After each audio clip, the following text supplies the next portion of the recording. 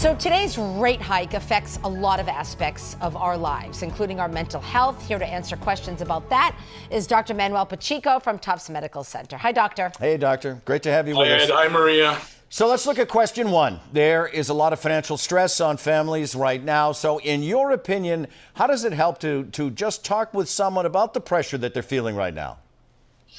Well, I'm going to sound like a broken record, and it only took me 25 years to learn this, Ed. But, keeping things inside always makes it worse because it contributes to feelings of isolated and that you feel like nobody can understand you or identify with what you're going through. And that could come out in ways that are unwanted in terms of being short with people that you care about and not coping that well at home and at work.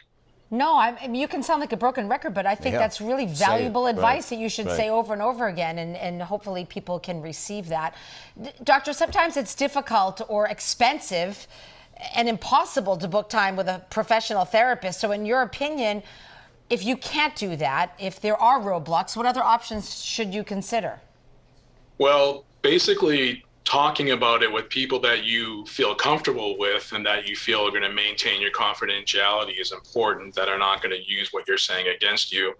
The pros and cons of going with different people depend upon if it's a clergy member or a physician or a mental health provider. They're bound by confidentiality. So you have to make sure that you're talking to somebody that you trust that's going to respect your information. Well, let's expand that a little bit, doctor. What about peer support groups? What are they, and do they work? So peer support groups are with people that are not necessarily professionals, but are people that are dealing with the same issue. So a lot of people are familiar with in vitro fertilization groups, fertility groups, for people that are going through that journey, or also like Alcoholics Anonymous and other 12-step groups.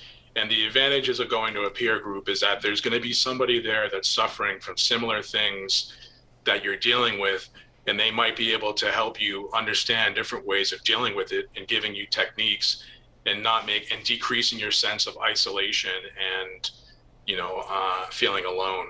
And you know this, some people don't want to do that. They're reluctant to join a group because they don't want to talk publicly. They don't feel comfortable. So in that case, does just listening to somebody help?